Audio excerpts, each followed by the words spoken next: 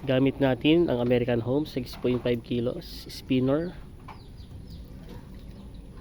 Ituturo ko po sa inyo ngayon ang paggamit, kung paano magbanlaw sa spinner. Shoutout po sa aking kasama. So ito yung water inlet hose. Water inlet. Ayan po yung hose nya.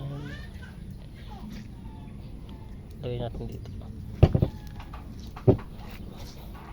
Ayan, nakalagay na siya. At atin na pong buksan.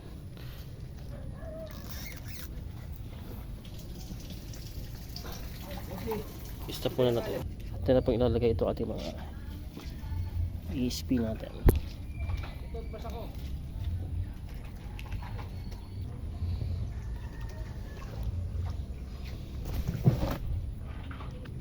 Ayan na siya guys. Usin lang natin. Kailangan ito ay hindi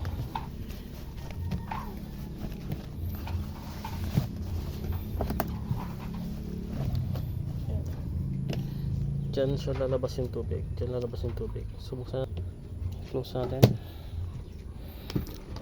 Close. Then open natin yung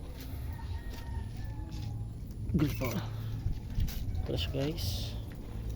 At underneath yan yung tubig. Ito siya.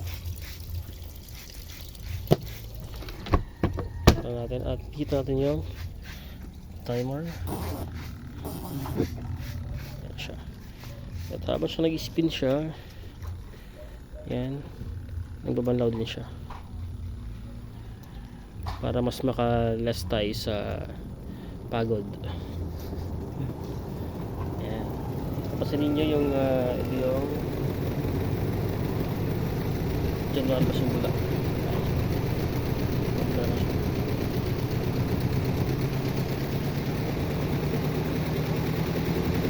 Pwede siyang gawin sa pangalawang banlaw kasi ito yung unang banlaw natin. Yung pangalawang banlaw, ito yan. Tingnan natin siya makatapos. Tuloy-tuloy lang yan.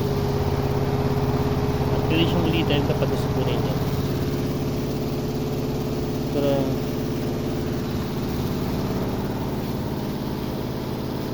matibay ang American Home spinner.